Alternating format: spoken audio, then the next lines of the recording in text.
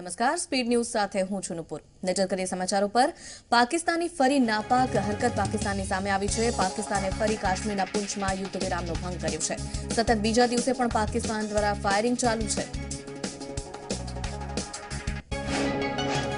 પાકિસ્તાનના પ્રધાનમંત્રી એક બાજુ શાંતિની વાતો કરે છે ત્યારે એલઓસી પર પાકિસ્તાન દ્વારા ફાયરિંગ કરવામાં આવી રહ્યું છે। ભારતીય સેનાએ પણ વળતો જવાબ આપવામાં ફાયરિંગ કર્યું છે। પ્રધાનમંત્રી નરેન્દ્ર મોદી ગુરુવારે વહેલી સવારે 2 દિવસની દક્ષિણ કોરિયાની મુલાકાતે છે। અહીં પહોંચી લોટ હોટલમાં તેઓએ ભારતીય સમુદાય સાથે મુલાકાત કરી હતી। પ્રધાનમંત્રી મોદીને સિયોલ શાંતિ પુરસ્કારથી સન્માનિત કરવામાં આવશે। 1988માં સિયોલ ઓલિમ્પિકના સફળ આયોજન પછી આ પુરસ્કાર શરૂ કરવામાં આવ્યો છે। પ્રધાનમંત્રી મોદી આ સન્માન મેળવનાર 14મા વ્યક્તિ છે। મોદી ઇન્ડિયા કોરિયા બિઝનેસ સિમ્પોઝિયમને સંબોધિત પણ કરશે। ત્યાર પછી દ્વિપક્ષીય સ્ટાર્ટઅપ હબને લોન્ચ કરવાની સાથે ઇન્ડિયન કમ્યુનિટી સાથે પણ વાતચીત કરશે। તો અહીં તેઓ રાષ્ટ્રપતિ મૂન જે-ઇન સાથે સ્પેશિયલ સ્ટ્રેટેજિક પાર્ટનરશિપને મજબૂત કરવા વિશે પણ ચર્ચા કરશે। બાંગ્લાદેશના ઢાકામાં ઇમારતમાં ભીષણ આગ લાગતા 70થી વધુના મોત નીપજ્યા છે। ઢાકાના ભીડવાળા વિસ્તાર ચોક બજારની ઊંચી ઇમારતમાં આગ લાગી હતી। આ ઇમારતની નીચે કેમિકલ ગોડાઉન પણ છે, જેના કારણે આગે વિકરાળ સ્વરૂપ ધારણ કર્યું। ફાયર વિભાગના અનુમાન અનુસાર મૃત્યુઆંક વધી શકે છે।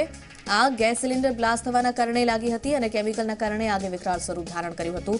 આ ઇમારતમાં અનેક લોકો રહેતા હોવાથી તમામને બચાવવા માટે ફાયર વિભાગે રેસ્ક્યુ હાથ ધર્યું છે, પરંતુ આગનું વિકરાળ સ્વરૂપ હોવાના કારણે રેસ્ક્યુમાં ઘણી મુશ્કેલી પડી રહી છે। સુપ્રીમ કોર્ટમાં રાફેલ અંગે ફરી સુનાવણી થશે। સુપ્રીમ પુનર્વિચાર અરજી પર સુનાવણી માટે તૈયાર કરવામાં આવી છે, ત્યારે સીજેઆઈએ પણ કહ્યું છે કે સુનાવણી માટે વિશેષ બેન્ચની રચના થશે।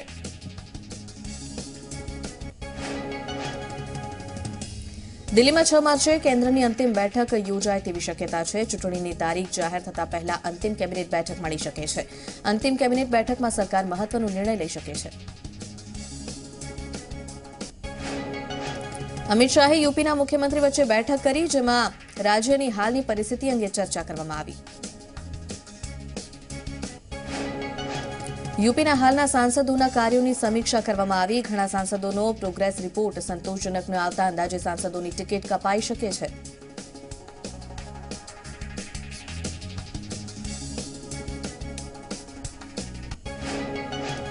કોંગ્રેસના રાષ્ટ્રીય નેતાઓના ગુજરાતમાં ધામા। કોંગ્રેસ વર્કિંગ કમિટીની બેઠકમાં હાજરી આપવા માટે ગુજરાતમાં આવશે, ત્યારે આ બેઠકમાં કોંગ્રેસ શાસિત રાજ્યના મુખ્યમંત્રી પણ હાજરી આપશે।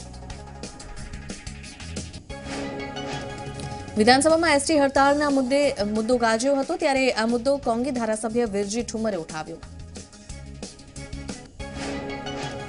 હડતાળને લઈને એસટી કર્મચારીઓને સરકારને વળતો જવાબ આપતા કહ્યું હતું કે કર્મચારીઓને 7મા પગાર પંચનો લાભ નહીં મળે। પોલિસી મુજબ નફો કરતું બોર્ડ નિગમ જ લાભ આપી શકે છે।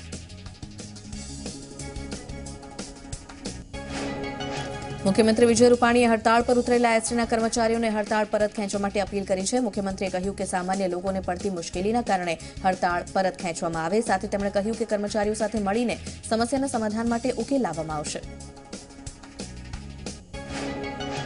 ગુજરાતના એસટીના 45,000 કર્મચારીઓ માસ સીએલ પર છે, જેને લઈને 7,000 જેટલા બસના પૈડા થંભ્યા છે અને સીધી અસર 25 લાખ મુસાફરોને થશે। એસટી નિગમના રાજ્યભરના કર્મચારીઓ જ્યારે હડતાળ પર ઉતર્યા છે, તો ગાંધીનગરમાં બહારથી આવતા અને ગાંધીનગરથી વિવિધ સ્થળો પર જતા મુસાફરો અટવાયા હતા। તેમને હાલાકી ભોગવવાનો વારો આવ્યો। કોલેજ, ઓફિસ અને અન્ય કામથી બહારગામથી આવેલ મુસાફરો પણ અટવાયા। સરકાર પાસે માંગ કરી હતી કે આ પ્રશ્નોનો ઉકેલ લાવવો જોઈએ। એસટી બસની હડતાળના કારણે ખાનગી વાહન ચાલકોને ફાયદો થઈ રહ્યો છે, પરંતુ મુસાફરોને ભીડમાં પૈસા ખર્ચીને મુસાફરી કરવી પડે છે। બનાસકાંઠાના 7 એસટી ડેપોની 585 બસના પૈડા થંભ્યા છે। હડતાળના કારણે 3000 રૂટની 585 બસ જે થંભી જતા એસટી વિભાગને રોજનું 40 લાખનું નુકસાન ભોગવવાનો વારો આવ્યો। અમદાવાદના કર્મચારીઓ પણ હડતાળ પર છે, ત્યારે ગીતા મંદિર ડેપોમાં 300થી વધુ બસનો ખડકલો છે। મધરાતથી કર્મચારીઓ હડતાળ પર ઉતર્યા છે અને મુસાફરોને હાલાકી પડી રહી છે। એસટીના 16 ડિવિઝનની 7,000થી વધુ બસના પૈડા થંભ્યા છે। અમદાવાદ ડિવિઝનની 1500થી વધુ બસ થંભી ગઈ છે અને એસટીના મુસાફરો વ્યવહાર તેમનો અટકી ગયો છે ત્યારે રઝળી પડ્યા છે. બસ હડતાળના લઈને અમદાવાદમાં મધરાત્રે કર્મચારીઓએ હોબાળો કર્યો હતો અને ગીતા મંદિર બસ સ્ટેન્ડ પર કર્મચારીઓએ આ હોબાળો કર્યો.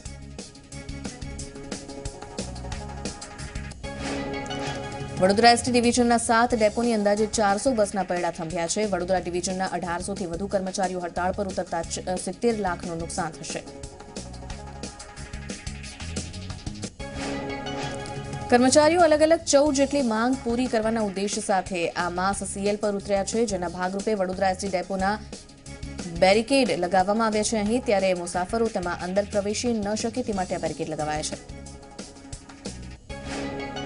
વડોદરામાં હડતાળનો ખાનગી વાહન ચાલકોએ ગેરલાભ ઉઠાવતા મુસાફરોમાં ભારે રોષ જોવા મળ્યો. ખાનગી વાહન ચાલકો વડોદરાથી અમદાવાદના 100 થી 150 રૂપિયા વસૂલી રહ્યા છે, જે સામાન્ય દિવસોમાં 80 રૂપિયા લેવામાં આવતા હોય છે. ભાવનગરની પણ એસટી બસના પૈડા થંભ્યા છે. ત્યારે એસટી યુનિયનના ત્રણેય યુનિયન જે પડતર પ્રશ્નોની માંગ સાથે હડતાળ પર ઉતર્યા છે. કર્મચારીઓ દ્વારા 85% સીએલ મુકાઈ છે. ભાવનગરની 250થી વધુ એસટી બસના પૈડા થંભી જતા મુસાફરો રઝળી પડ્યા.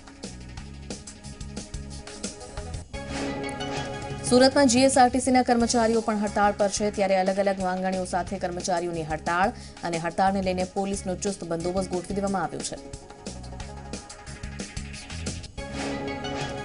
તો સમગ્ર રાજ્યમાં જ્યારે એસટીના પૈડા થંભી ગયા છે, મુસાફરોને હાલાકી ભોગવવાનો વારો આવ્યો છે. ત્યારે મુસાફરી માટે યાત્રીઓએ રેલવે સ્ટેશન અને ખાનગી વાહનોનો સહારો લીધો છે. સુરતમાં એસટી બસની હડતાળના કારણે મુસાફરો રેલવે સ્ટેશન પર પહોંચ્યા. રેલવે સ્ટેશન પર મુસાફરોનો ભારે ધસારો જોવા મળ્યો. ટિકિટ માટે લાંબી લાઈન લાગી અને ટ્રેનના જનરલ કોચમાં મુસાફરી કરવા માટે લોકો રીતસર પડાપડી કરતા જોવા મળ્યા. આવા દ્રશ્યો રેલવે સ્ટેશન પર સર્જાયા. અરવલ્લી અને સાબરકાંઠા જિલ્લાના એસટીના કર્મચારીઓ આજે હડતાળ પર. ત્યારે સાબરકાંઠા એસટી ડિવિઝનના 2900 કર્મચારીઓ જે હડતાળ પર છે, તેના કારણે 630 બસ થંભી ગઈ છે.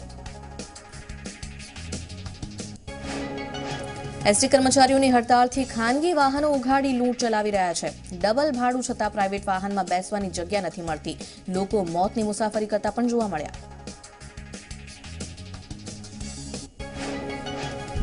અરવલ્લીમાં મોતની મુસાફરીના દ્રશ્યો સામે આવ્યા. મોડાસા, મેઘરજ, માલપુરમાં મુસાફરો હેરાન થતા જોવા મળ્યા. ખાનગી બસ, જીપ અને રિક્ષામાં મુસાફરોનો ઓવરલોડ અહીં જોવા મળ્યો.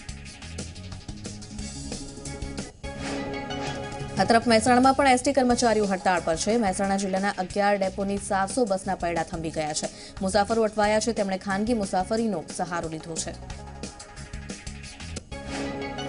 પાટણ જિલ્લામાં પણ મધરાતથી એસટી કર્મચારીઓ જ્યારે અચોક્કસ મુદતની હડતાળ પર છે. ત્યારે પાટણ સહિત રાધનપુર ડેપોમાં પણ એસટી કર્મચારીઓ પોતાના ડેપો પર મુસાફરો અને લોકો સમક્ષ હડતાળમાં સહકાર આપવાની અપીલ કરી રહ્યા છે. જિલ્લાની 100થી વધુ રૂટની એસટી ડેપોના પૈડા થંભી ગયા છે. 450 જેટલા કર્મચારીઓ અહીં હડતાળ પર છે. મુસાફરોને હાલાકી ભોગવવી પડી રહી છે. એસટી બસની હડતાળના કારણે પાટણની રાણકી વાવ જોવા આવેલ 2 વિદેશી પ્રવાસીઓ પણ અટવાયા, જેને લઈને તેમને ખાનગી વાહનનો સહારો લેવો પડ્યો. અમદાવાદ જવાની ફરજ પડી. સરકારી બસ સેવાના કર્મચારીઓની હડતાળથી મુસાફરોને થઈ છે હાલાકી. ખાસ કરીને વિદ્યાર્થીઓને અપડાઉન કરતા નોકરિયાતો મુશ્કેલીમાં મુકાયા છે. તો સરકારી બસ સેવા બંધ હોવાથી પાસ ધારકોને ના છૂટકે ડબલ પૈસા ચૂકવીને મુસાફરી કરવી પડી. લગ્નગાળો ચાલી રહ્યો છે, ત્યારે ઘણા લોકોએ પ્રાઇવેટ વાહનના ડબલ અને 3 ગણા ભાડા પણ ચૂકવ્યા છે. નર્મદામાં પણ એસટી કર્મચારીઓ હડતાળ પર, જેના કારણે જિલ્લાની 55 બસના પૈડા થંભી ગયા છે. જિલ્લાના કુલ 200 કર્મચારીઓ અહીં હડતાળમાં જોડાયા છે. હડતાળના કારણે મુસાફરો અટવાયા છે. એસટીના પૈડા થંભી જતા વહેલી સવારે ઓફિસ જનાર કર્મચારીઓ તો બીજી તરફ શાળાએ જતા વિદ્યાર્થીઓને પણ હાલાકી ભોગવવાનો વારો આવ્યો. ગુજરાતમાં એસટી નિગમની રાજ્યવ્યાપી હડતાળના કારણે લાખો મુસાફરો અટવાયા. પંચમહાલના ગોધરા બસ સ્ટેશન પર પરપ્રાંતીય 60થી વધુ દર્દી હડતાળના કારણે અટવાયા હતા. રાજસ્થાનથી મોતિયાના ઓપરેશન માટે આવેલ દર્દી જે બસ ડેપો પર અટવાઈ ગયા.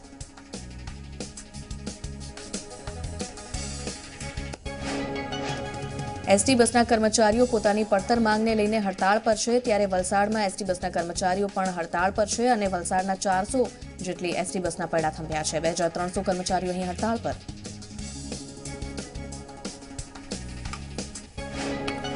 સ્પીડ ન્યૂઝમાં આગળ વધીશું એક બ્રેક બાદ.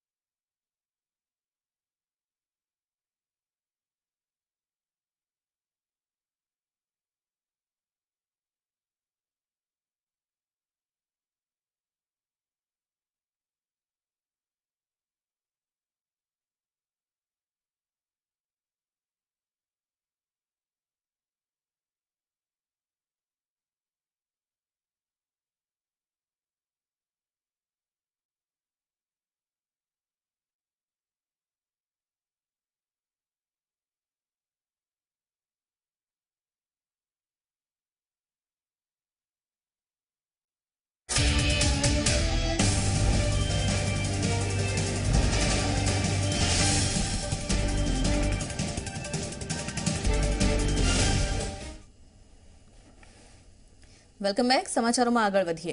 ડાકોરમાં રણછોડજી મંદિરના ગર્ભગૃહમાં જઈ ભક્તો આજથી દર્શન નહીં કરી શકે. મંદિરની સુરક્ષાને ધ્યાનમાં રાખીને ટેમ્પલ કમિટીએ મહત્વનો નિર્ણય લીધો છે, જે અંતર્ગત પ્રવેશબંધી કરવામાં આવી છે.